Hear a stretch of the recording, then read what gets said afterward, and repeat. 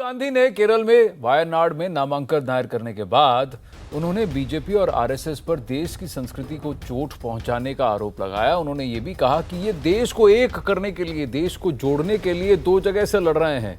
North India में अमेठी से लड़ेंगे, साउथ इंडिया यानी दक्षिण भारत में वायनाड से लड़ेंगे। सवाल तो ये है कि अगर दोनों जगह जीत गए तो किसका साथ छोड़ देंगे, और अगर ऐसी बात है तो फिर यहाँ पर यूनिटी की बात कैसे हो गई। बहुत सारे सवाल हैं, लेकिन फिलहाल जो उन्होंने मुद्दे उठाए जॉब्स के, किसानों के, बेरोजगारी के, आइए सुनते हैं। देखिए, मेरा लक्ष्य मैसेज देने का था। साउथ इंडिया में फीलिंग है, तमिलनाडु में, केरला में, कर्नाटक में, कि जिस प्रकार से सरकार काम कर रही है, जिस प्रकार से नरेंद्र मोदी जी आरएसएस काम कर रहे हैं, देश के काफी लोगों को लग रहा है कि उनके कल्चर पे, उनकी भाषा पे, उनकी हिस्ट्री पे आक्रमण हो रहा है। तो इसलिए मैं मैसेज देना चाहता था कि मैं नॉर्थ से भी लड़ूंगा और साउथ से भी लड़ूंगा। योगी आदित्यनाथ ने कहा कि मुस्लिम लीग ने देश का बंटवारा कराया, उसके साथ राहुल गांधी नजर आ रहे हैं। देखिए, अमेठी में मैं भी हूँ, यहाँ भी मैं हूँ। मेन मैसेज मेरा है कि जो कल्चरल अटैक हो रहा है हिंदुस्तान में, जो आरएसएस, नरेंद्र मोदी नागपुर से पूरे देश पर, पूरे इंस्टीट्यूशन पर आक्रमण कर रहे हैं, उसके खिलाफ मैं मैसेज देना चाहता हूँ। ये देश अलग अलग विचारधाराओं का देश है, अलग अलग भाषाओं का देश है, और इसमें सब भाषाएं, सब विचारधारा जरूरी है। वहीं प्रियंका गांधी वाड्रा ने सोशल मीडिया पर वायनाड के लोगों से अपने भाई को जिताने की अपील की है। उन्होंने लिखा, मेरा भाई मेरा सबसे सच्चा दोस्त और उससे भी ज्यादा मेरी नजर में सबसे साहसी व्यक्ति। वायनाड के लोग, आप इनका ख्याल रखें, वो आपको कभी निराश नहीं करेंगे। चलिए इसी पर शुरू करते हैं सबसे बड़ा दंगल। यहाँ न्यूज़ 18 के स्टूडियोज में हमारे साथ मौजूद हैं गीता भट्ट और राजनीतिक विश्लेषक दुष्यंत नागर हमारे साथ हैं। जफर इस्लाम साहब हमारे साथ जुड़ रहे हैं, नमस्कार। अनुराग भदौरिया समाजवादी पार्टी से, लेकिन अरुण सिंह, आपने सवाल पूछा मुस्लिम लीग का और जवाब उन्होंने दिया आरएसएस का।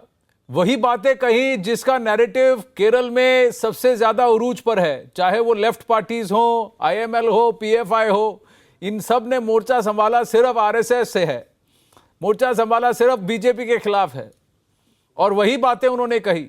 सबसे बड़ी बात अरुण, जहां लेफ्ट पार्टीज ने कहा कि हम कुछ भी करेंगे, एड़ी चोटी का जोर लगा देंगे राहुल गांधी को हराने में, राहुल गांधी ने कहा मैं उनके खिलाफ कुछ नहीं बोलूंगा। वो डर के नहीं बोल रहे हैं या जानते ही नहीं है वहां के मुद्दे, इसीलिए नहीं बोल रहे हैं?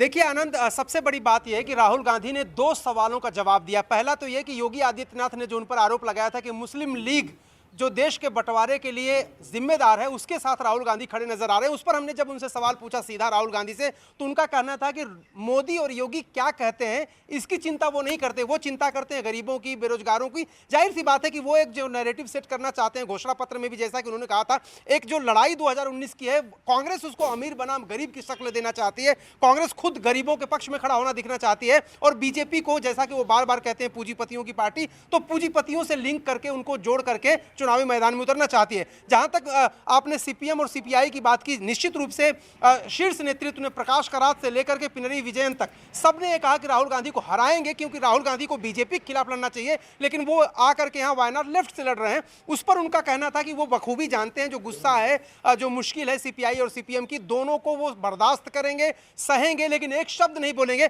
मुझे लगता है राष्ट्रीय परिप्रेक्ष्य में पश्चिम बंगाल में पिछला चुनाव उन्होंने लेफ्ट के साथ लड़ा था, इस बार भले गठबंधन न हो पाया हो। 2017, 18, 19 में अगर हम आंकड़े देखें तो सबसे ज्यादा हमने सिक्योरिटी फोर्सेस अगर गंवाए हैं जम्मू कश्मीर के बाद, तो फिर लेफ्ट विंग एक्सट्रीमिज्म यानी छत्तीसगढ़ और इस एरिया में जो माओइस्ट टेररिस्ट हैं उनकी वजह से, नक्सलियों की वजह से हमने खोए हैं। और इन्हीं नक्सलियों को चुनाव से पहले, छत्तीसगढ़ के स्टेट चुनाव से पहले, कांग्रेस के लीडर राज बब्बर ने रेवोल्यूशनरीज कहा था। चलिए वापस राहुल गांधी की बात करते हैं, वायनाड की बात करते हैं। अगर यूनिटी की बात थी, अरुण सिंह ने, आपने कहा कि उन्होंने यूनिटी का मैसेज कहा था, अगर यूनिटी की बात है तो वो पुलवामा से क्यों नहीं लड़ रहे हैं चुनाव? अनंतनाग से लड़ते चुनाव, ये कहते संदेश देना चाहता हूं कि जम्मू कश्मीर भारत का अभिन्न अंग है, यूनिटी का संदेश मैं दे रहा हूं। क्यों कश्मीर को भूल गए, केरल को पकड़ लिया, केरल के साथ साझा किया? कुछ आंकड़े बता देते हैं। अरुण, आप हमारे साथ बने रहिए। जफर इस्लाम, बताइए आप कैसे रिएक्ट करना चाहेंगे? मैं अपने दर्शकों को बताना चाहूंगा कि 2009 में जब से लोकसभा सीट अलग हुई थी, सेपरेट हुई थी वायनाड की, 2009 में कांग्रेस जीती थी यहां पर कम से कम 1.5 लाख वोट्स के डिफरेंस से। 2014 में वही डिफरेंस घटकर 20,000 का हो गया था। पूर्व वहां के एमपी थे एमआई शाहनवाज, उनके निधन के बाद ये सीट खाली पड़ी थी। अब कांग्रेस पार्टी ने वहां पर जाकर अपने अध्यक्ष को ही फिट किया है। बताइए जफर इस्लाम साहब। आनंद, देखिए आज उन्होंने कैंपेन में कहा कांग्रेस का जो स्टैंड है कि राहुल गांधी वहां के कल्चर को बचाने गए हैं और वहां के ट्रेडिशन को बचाने गए। मैं पूछता हूं कि अगर इतनी ही चिंता इनको और कांग्रेस पार्टी को कल्चर और ट्रेडिशन की रहती है तो वहां से आए हुए साउथ में तो इनका सफाया इसलिए हो गया कि वहां के लोगों को इन्होंने कभी रिस्पेक्ट और सम्मान जो देना चाहिए नहीं दिया। आपको पता है कि किस तरह से इन्होंने एमजीआर के साथ, एनटी रामाराव के साथ, संजीवा रेड्डी के साथ, आप इनके ही पार्टी के जो प्रधानमंत्री बने थे पीवी नरसिम्हा राव के साथ और अनेक नेताओं के साथ दुर्व्यवहार किया इन्होंने। आपको याद होगा कि राजीव गांधी ने क्या कहा था एनटीआर के बारे में, बफून। इस तरह की अमर्यादित भाषाओं का इस्तेमाल किया है और किस तरह की शब्दावली का इस्तेमाल किया है कांग्रेस पार्टी ने अपने साउथ से आए हुए नेताओं को, इसलिए इनका सफाया वहां हो चुका है। अब ये सब कहने की, झूठ फैलाने की जो राहुल गांधी को आदत है, उसी का एक और तरीका है। वो झूठ फैला रहे हैं या फिर एक रणनीति है? जफर इस्लाम, जरा देखिए 132 सीटें होती हैं उन 5 स्टेट्स की, आंध्र प्रदेश, तेलंगाना, कर्नाटक, तमिलनाडु और केरल। और अगर वायनाड की बात करें तो ये 3 स्टेट्स को जोड़ता है, यानी तमिलनाडु, कर्नाटक और केरल। 87 सीटें हैं टोटल। 87 सीटें हैं जहां पर कांग्रेस अपना जमावड़ा बनाना चाहता है, क्योंकि अगर 44 के आंकड़े से 2014 के वो अगर 150 तक पहुंचना चाहता है तो दक्षिण भारत में उसको बहुत सारी सीटें घेरनी होंगी, खासकर कर्नाटक, केरल और तमिलनाडु में जहां उनका डीएमके के साथ साझा है। आनंद, आज कांग्रेस पार्टी और लेफ्ट दोनों एक्सपोज हुए हैं। दोनों की जो चिंता है वो मैं आपको 2-3 बातें बताना चाहता हूं। पहली चिंता कि राहुल गांधी वहां पर अमेठी में हार रहे थे तो एक रिफ्यूज जो बोलते हैं ना, अपने आप को कहीं ना कहीं किसी जगह पर ऐसा कि सेफ जोन में जाने की कोशिश कर रहे थे, इसलिए उन्होंने ये काम किया। ये पहली बात है कि अपने आप को सेफ जोन में ले जाना चाहते हैं, इसलिए कि 100% वो अमेठी हार रहे हैं। दूसरी बात, और इसलिए उनको भगोड़ा वहां से कहा जा रहा है। दूसरी बात जो इंपॉर्टेंट बात है कि वो जो तुष्टिकरण की जो पॉलिसी भाषा का प्रयोग मत दोनों करती थी, आज एक्सपोज हो गई। आपका खाता नहीं खुला साउथ में। अरे सुन लीजिए पहले बात, भाई आप बहुत बोले, आपका खाता नहीं खुला। खाता नहीं खुला साउथ में, साउथ में खाता नहीं खुला, साउथ में खाता नहीं खुला। खोटा उठ चुका है। 248 सीटों में से हिंदी हार्टलैंड की आपको 226 सीटें मिली थी। ये जो 282 सीटों का आप आंकड़ा लेके आए थे 2014 में, आज आप उनमें से कितनी सीटें जीतने वाले हैं आप बता दीजिए। बिहार में क्या जीत रहे हैं, यूपी में आप क्या जीत रहे हैं, कौन सा सर्वे आपको कहां दिखा रहा है? आपकी जमीन खिसक गई है। 2017 में 2014 में छक्के छुड़ाए, उसी तरह से इस बार भी छक्के छुड़ेंगे। एसी थोड़ा बढ़ाइए और लंबी सांस लीजिए। आपकी नियत में खोट है। 23 मई को आपको जनता जहां जो कह सके कि हाँ प्रदेश के लिए ये आप किसको कह रहे हैं? ये मैं कह रहा हूं मेरे प्यारे दोस्त ने वहां रहे जफर इस्लाम जी को, राहुल गांधी को, उनका जरा काम निकाल के देखिए कि जफर इस्लाम तो चुनाव नहीं लड़ रहे, जफर इस्लाम तो चुनाव नहीं लड़ रहे। जफर साहब को कह रहा हूं, जफर साहब तो चुनाव नहीं लड़ रहे और आराम करिए। वाराणसी में आपका काम क्या जो किया होना था वो देख लीजिए आप निकाल के। 5 साल में आपको आपने खुद लगेगा कि आप ऐसी चीज के लिए डिफेंड कर रहे हैं जिसको जो इनडिफेंसेबल बात कर रहे हैं। अच्छा रुकिए, 30,000 करोड़ रुपया चोरी करने का सीधा आरोप अभी आप, अच्छा अब जरा मैं सवाल पूछ लूं आपसे, बता दीजिए। आप जरा मैं जवाब ही नहीं दे सकते। आप जरा मैं सवाल पूछ लूं दुष्यंत नागर, आपका देखता हूं आप कितने जवाब देते हैं। अब आप मुझे बताइए, अब आप मुझे बताइए, मैं आपसे सवाल पूछता हूं उसके जवाब दीजिए। राहुल गांधी इससे पहली बार कितनी बार वायनाड गए? राहुल गांधी को वायनाड, मोदी जी केरल में कितनी बार गए? राहुल गांधी, नरेंद्र मोदी केरल से थोड़ी चुनाव लड़ रहे हैं। पूछिए ना, पहले आप नरेंद्र मोदी केरल, नरेंद्र मोदी पिछले 3 महीने पहले केरल में थे, तिरुवनंतपुरम में उन्होंने रैली संबोधित किया था। जब पाकिस्तान को कहा था आइए जंग लड़ते हैं, सुनिए, जब पाकिस्तान को कहा था आइए जंग लड़ते हैं गरीबी से, आइए जंग लड़ते हैं, आइए कंपटीशन करते हैं, किस तरह से आबादी को कम करें, किस तरह से शिक्षा को बढ़ाएं, ये मैसेज भी उन्होंने दक्षिण भारत से दिया था, ये मैसेज भी उन्होंने दक्षिण भारत से दिया था। आप मुझे बताइए कि राहुल गांधी कितनी बार वायनाड गए हैं? क्या राहुल गांधी ये जानते हैं, राहुल गांधी ये जानते हैं कि वायनाड का सबसे बड़ा मुद्दा क्या है? आप मुझे बताइए, क्या आप जानते हैं? दूसरी, अरे भारत की सीमा पे मंडरा जाए, ये दुष्यंत नागर का फॉर्मूला शुरू, दुष्यंत नागर का फॉर्मूला शुरू। अब देखिए, मैंने कहा ना, जैसे ही मैं सवाल पूछता हूं, जैसे ही मैं सवाल पूछता हूं, ये कहीं और चला जाते हैं। इनको पता है कि सवाल जवाब कठिन है। लेकिन अनुराग भदौरिया एक बात बताइए, मैं जब आपकी बात कर रहा हूं, यानी सपा बसपा ने कहा कि अमेठी रायबरेली आपके लिए छोड़ दी, अब ये तो अमेठी रायबरेली को ही छोड़ के चले जा रहे हैं। आपका हाँ, अभी आपकी ब्रेकिंग न्यूज, हाँ, जो आपकी ब्रेकिंग न्यूज आई उस पर बोलना ज्यादा जरूरी है, और मुझे पूरा विश्वास है कि जफर इस्लाम जी उसका जवाब देंगे। प्रधानमंत्री जी ने कहा था कि हम नोटबंदी इसलिए कर रहे हैं कि नक्सलवाद खत्म हो जाए। अभी भी आपने ब्रेकिंग में दिखाया कि नक्सलवाद तो कहीं खत्म नहीं हुआ। हाँ। अभी भी उसी तरह जवान मारे जा रहे हैं, इसकी जिम्मेदारी कौन लेगा? बस इतना बता दें। छत्तीसगढ़ सरकार लेगी, 100 लोग मारे गए, कांग्रेस की सरकार है अभी वहां पर, मारे गए, इसकी जिम्मेदारी कौन लेगा? छत्तीसगढ़ सरकार है अभी, कांग्रेस की सरकार है। जरा सवाल पूछिए उनसे भी, जरा सवाल पूछिए उनसे भी, जरा सवाल पूछिए उनसे भी, जिन्होंने इन नक्सलियों को रेवोल्यूशनरीज कहा था।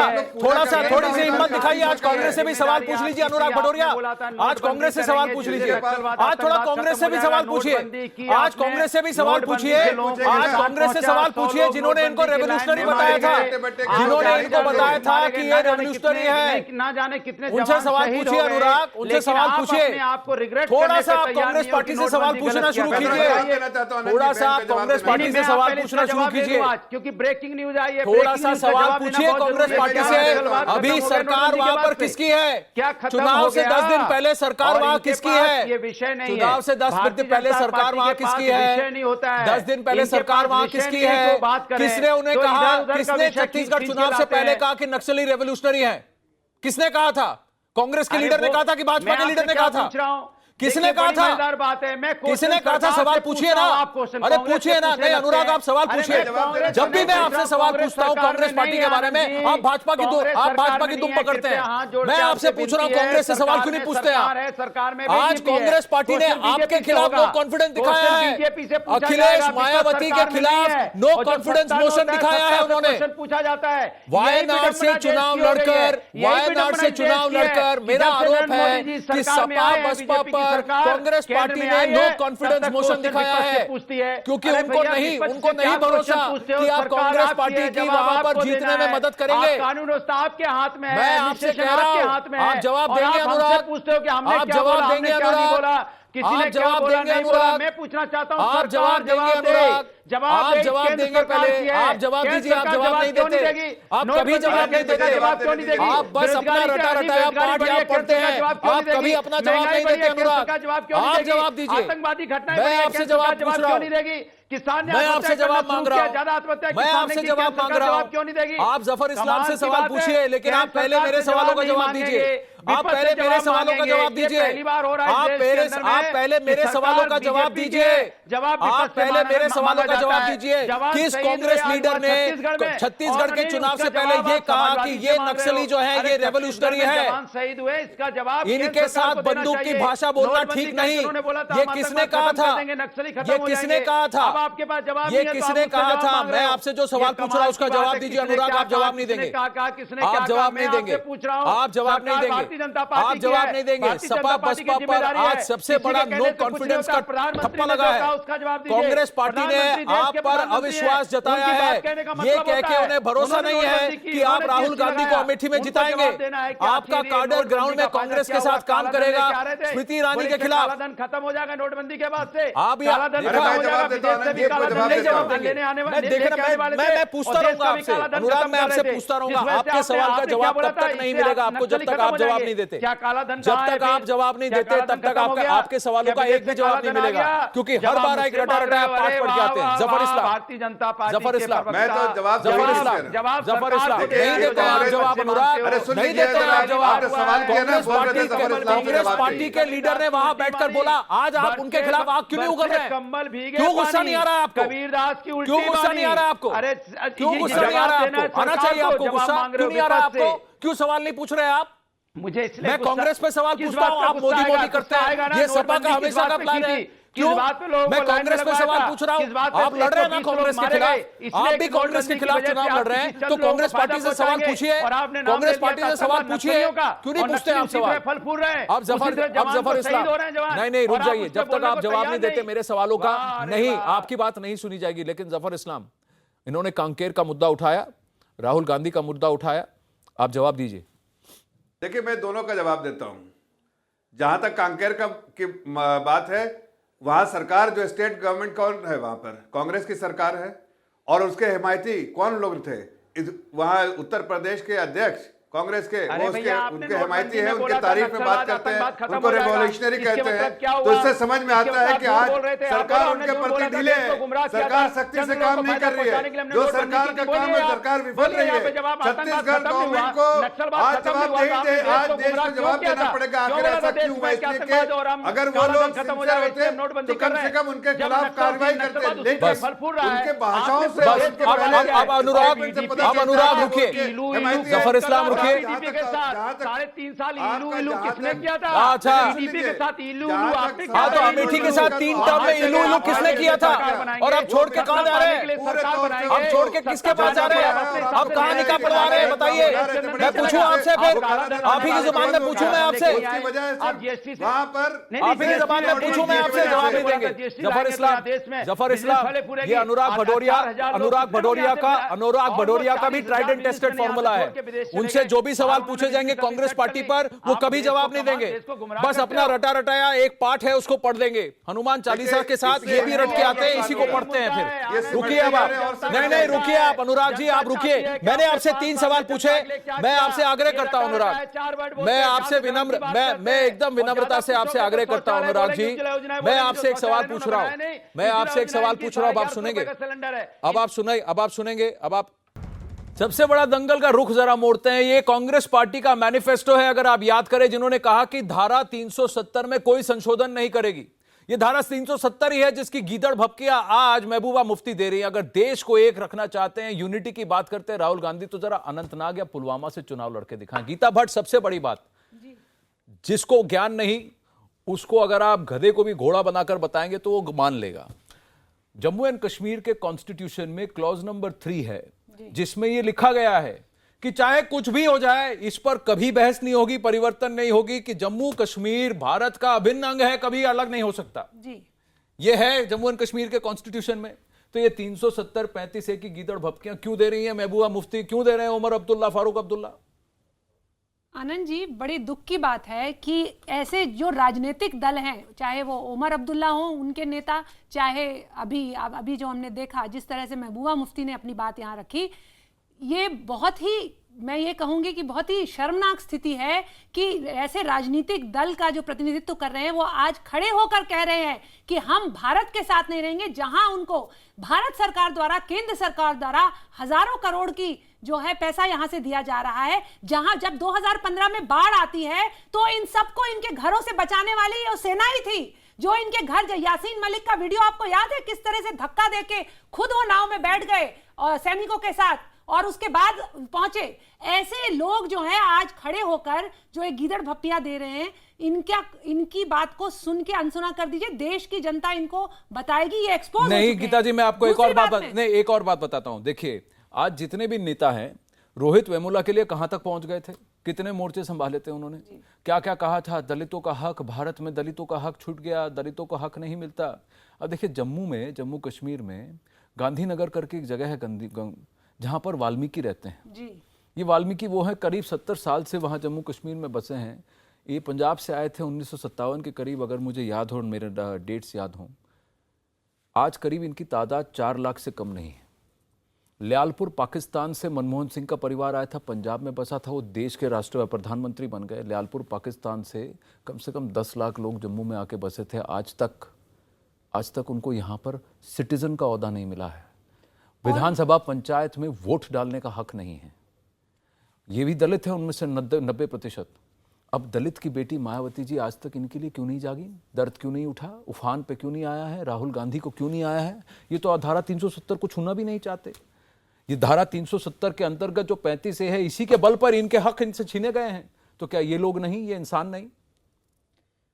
आनंद जी, आपने बिल्कुल बात ये ठीक कही। वाल्मीकि समाज के लोग वहां जो गए थे, उनको जब वहां बुलाया गया, उस समय उन्हें कहा गया कि इनको हम आपको यहाँ की नागरिकता देंगे और सारी सुख सुविधाएं मिलेंगी। वो इसलिए क्योंकि वहां जो निचले दर्जे का काम करने के लिए उनके पास उस समय व्यक्ति नहीं थे वहां पे। लेकिन उसके बाद वहां उनके बच्चे आज पढ़े लिखे हैं, स्नातक हैं, उनको वहां पे कोई वजीफा नहीं मिलता। वो इस बात के अधिकारी नहीं है कि कोई सरकारी वजीफा ले सके।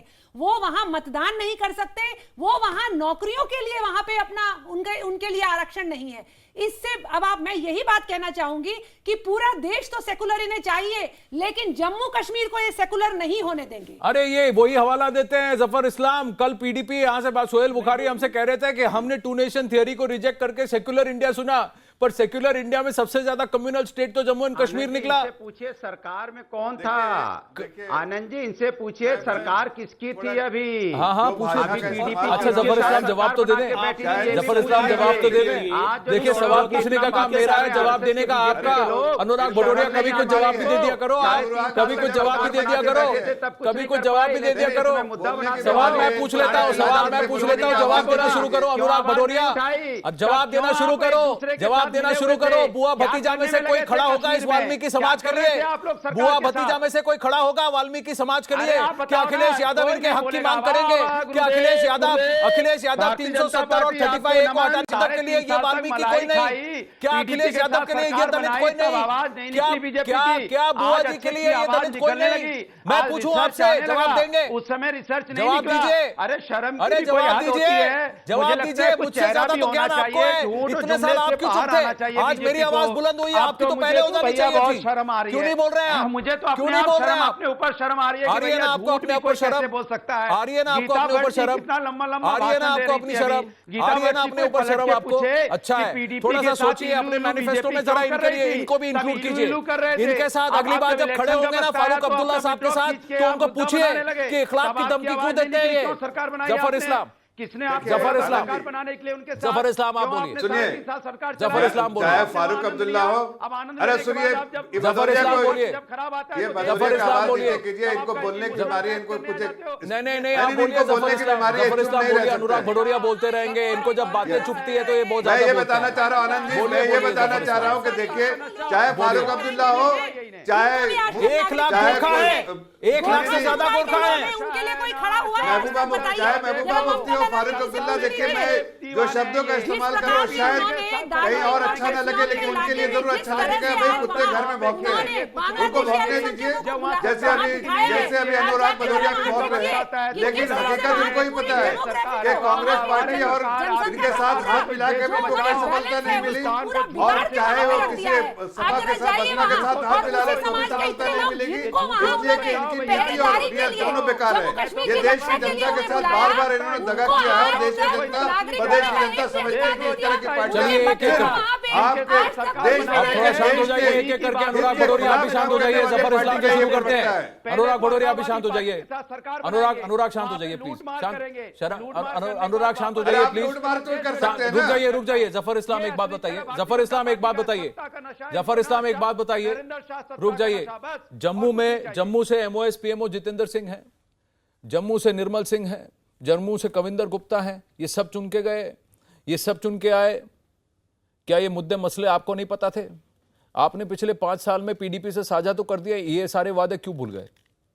देखिए, मैं आपको एकदम हकीकत बताता हूं, शायद आपको मालूम भी होगा, लेकिन फिर से रिपीट करता हूं। हमारे राष्ट्रीय अध्यक्ष जी ने एक नहीं अनेक बार रिपीट किया कि जो मैंडेट, आप देखिए डेमोग्राफी जम्मू एंड कश्मीर का, और जिस तरह से वोट हुए, जिस तरह से रिजल्ट आया, वो भी देखिए। जो रिजल्ट आया था उसमें किसी तरह भी सरकार नहीं बन सकती थी, लेकिन डेमोक्रेटिक प्रोसेस में एक वक्त ऐसा आता है जब आपको कोशिश करनी चाहिए कि वहां की जनता जिन्होंने वोट किया है, चाहे वो जम्मू हो, चाहे लद्दाख हो, चाहे वैली हो, उन्होंने जो जम्मू वोट कश्मीर में, मैंडेट आया था, उसमें हमें एक सरकार बनाने की जफर वहां इस्लाम के एक लोगों बात के हित के बताइए, लिए। ये दोष वहां आपके जो सर पर डेवलपमेंट से है, इंसुलेटेड ये लोग दोष रहे हैं, आपके जो- सर पर है, ये दोष आपके सर पर है कि 23 डिस्ट्रिक्ट में से 4 डिस्ट्रिक्ट के नेता मिलकर ये डिसाइड करते हैं कि बाकी के 18 डिस्ट्रिक्ट क्या करेंगे।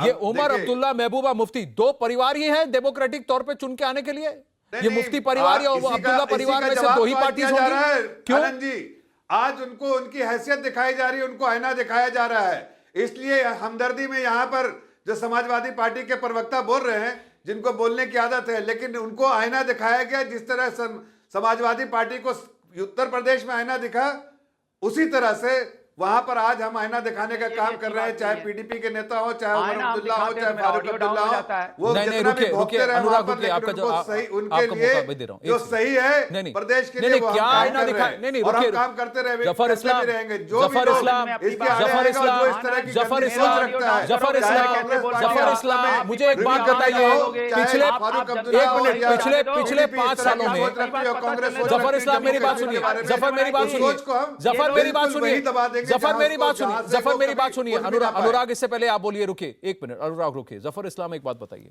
पिछले 5 सालों में लोकसभा में किस एमपी ने यह मुद्दा उठाया? अनुराग रुकिए, आपका ऑडियो आप नहीं, 1 मिनट रुकिए।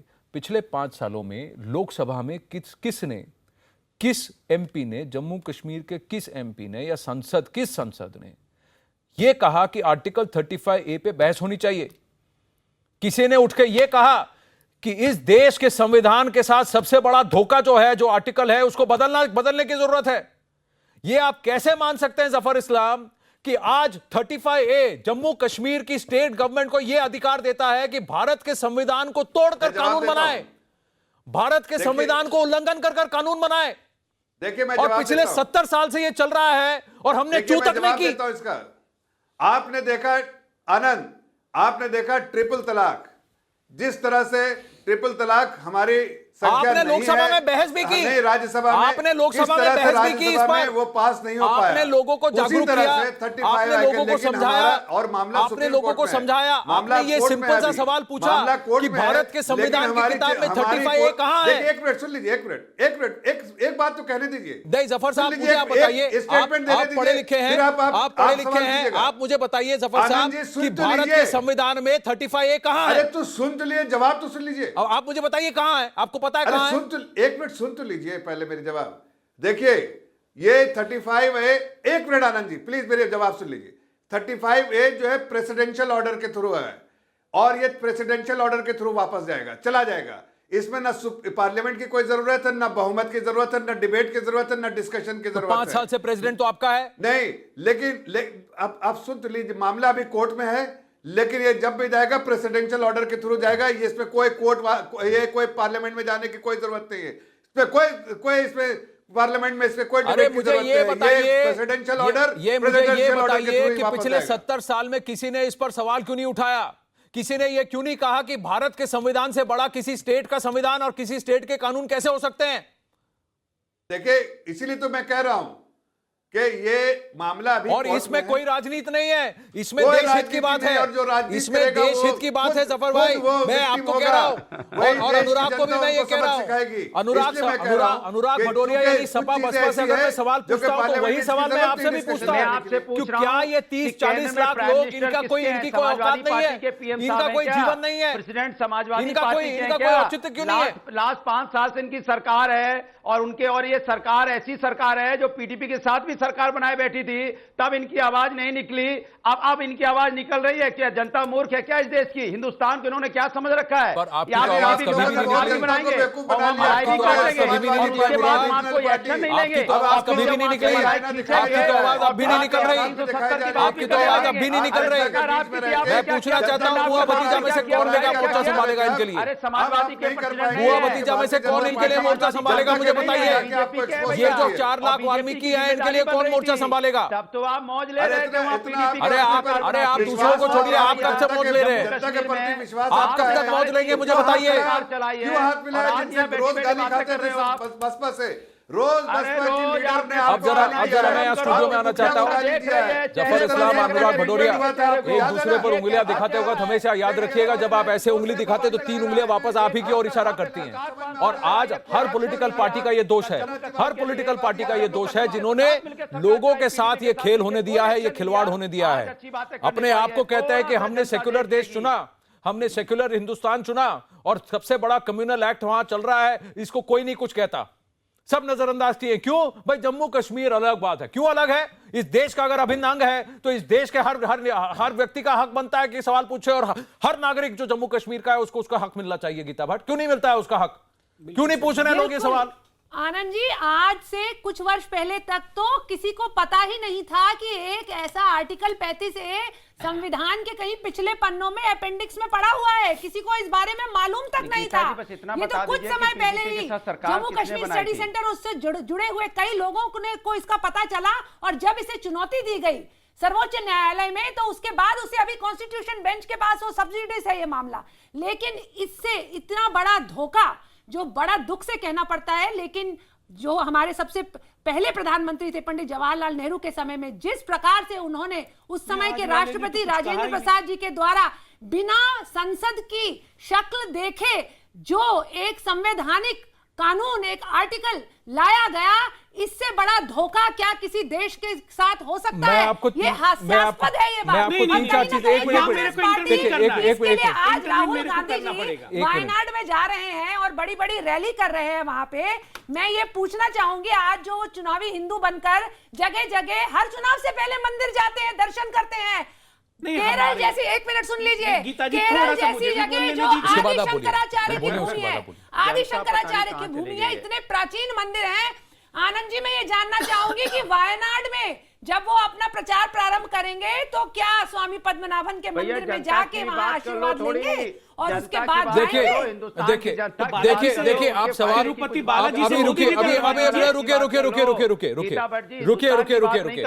रुके अनुराग भदौरिया, आपने तो भाजपा से तो सवाल पूछ लिया कि पीडीपी के साथ आपने सरकार बनाई थी। कभी जरा ये भी पूछ लीजिएगा कि कांग्रेस पार्टी ने भी पीजीपी के साथ सरकार बनाई थी, उन्होंने नेशनल कॉन्फ्रेंस के साथ भी सरकार बनाई थी, उन्होंने तो इलेक्शन भी रिग करा दिए ताकि शेख अब्दुल्ला, फारूक अब्दुल्ला और नेशनल कॉन्फ्रेंस की सरकार वहां बनी रहे। ये सब और अभी ये कह रहे हैं कि 370 की गीदड़ भपकी देकर, 370 और 35A की गीदड़ भपकी देकर अपने मैनिफेस्टो में उन्होंने एक भी हिंदू का नाम नहीं लिखा, एक भी कश्मीरी परिवार का नाम नहीं लिखा, जिनको कि 1990 में अपना घर छोड़कर आने पड़े थे। आज तक ये नहीं पूछा कि उनको उनके पीआरसी मिले हैं कि नहीं, क्या उनको उनका परमानेंट रेजिडेंट सिटीजन जो है वो कब मिलेगा, क्योंकि वो तो जम्मू कश्मीर के रहने वाले हैं, उनको उनका हक कब मिलेगा? कहां है मैनिफेस्टो में? आपके मैनिफेस्टो में है आप देश पर राज करना चाहते हैं ना, मायावती जी प्रधानमंत्री बनना चाहती है। बसपा के मैनिफेस्टो में उत्तर प्रदेश के आगे कुछ लिखा है, बसपा के मैनिफेस्टो में वाल्मीकि समाज के लिए कुछ लिखा है जो जम्मू से है, बसपा के इसमें लिखा है, आपके मैनिफेस्टो में साथी में कुछ लिखा है, साथी में इनका साथ के बारे में कुछ लिखा है, साथी में इनके साथ के बारे में कुछ लिखा है? नहीं लिखा है। जरा अपना मैनिफेस्टो उठाइए, जरा देख के मुझे बताइए कि आपके साथी में इन वाल्मीकियों का साथ है कि नहीं है? आपके साथी में इस देश के लिए, अगर देश में आप प्रधानमंत्री बिठाना चाहते हैं, सपा बसपा गठबंधन देश में प्रधानमंत्री बिठाना चाहता है, तो मुझे बताइए देश के लिए आपका क्या मैनिफेस्टो है? देश पे क्या मैनिफेस्टो है आपका? देश का क्या मैनिफेस्टो है आपका? नहीं है आपका मैनिफेस्टो। तो गरीबी का मुद्दा बस अब आप घुमा देंगे, घुमाते रहेंगे, अब आप घुमाते रहिए, ये चक्की पीसते रहिए। अनुराग भदौरिया, 4-5 सवाल मैंने आपसे पूछे हैं, हर बार पूछता रहूंगा जब आप मेरे साथ आएंगे, जब आएंगे मैं आपसे यही सवाल पूछूंगा। अब दुष्यंत नगर एक बार बताइए, अरे आप चिल्लाते रहिए, आपके मैनिफेस्टो में मुझे बताइए, आपके मैनिफेस्टो में बताइए कि उत्तर प्रदेश के बाहर आपका कोई देश हित में आपने कुछ भी लिखा है साथी में? मुझे बताइए ये 4 लाख वाल्मीकि आपके लिए मायने रखते हैं कि नहीं? आप इनके लिए क्या करेंगे, इनको इनका हक दिलाने के लिए क्या करेंगे? जरा मुझे बताइएगा। तब तक आप रुकिए, मैं दुष्यंत नागर से पूछना चाहता हूं। दुष्यंत नागर, एक बात बताइए, देश को एक करने की बात की थी राहुल गांधी ने? बिल्कुल, देश को एक करने की बात की थी। देश एक है, देश अगर एक है तो क्या आगे जाकर फारूक अब्दुल्ला, उमर अब्दुल्ला और महबूबा मुफ्ती के साथ एक मंच पे खड़े रहेंगे राहुल गांधी? खड़े रहेंगे उनके साथ? क्योंकि इन्होंने क्या कहा, धमकी दी है? क्यों धमकी दी है? किस बेसिस पे धमकी दे रहे हैं? आज ये सरकार की जिम्मेवारी है, भारतीय जनता पार्टी की जिम्मेवारी है महबूबा मुफ्ती के खिलाफ केस दर्ज होना चाहिए। हाँ, 5 साल से मोदी सरकार है, दर्ज होना उसकी जिम्मेवारी है। चाहिए और 70 साल नैतिक से जिम्मेवारी कांग्रेस 70 साल में से भारतीय जनता 60 वर्ष जो है कांग्रेस पार्टी ने यहाँ पर साझा किया, सबके साथ साझा किया। 370 के रचयिता है, 35A कहा है संविधान में, पता नहीं, लेकिन इनका कोई दोष नहीं है। इन्होंने तो कुछ भी नहीं किया है। जम्मू, लेह, लद्दाख, करगिल, यहाँ के निवासियों के हक छीने गए हैं, आज तक किसी ने चू तक नहीं की। और ये कहते हैं देश को एक करने के लिए 2 जगह से चुनाव लड़ रहे हैं। वाह भाई साहब।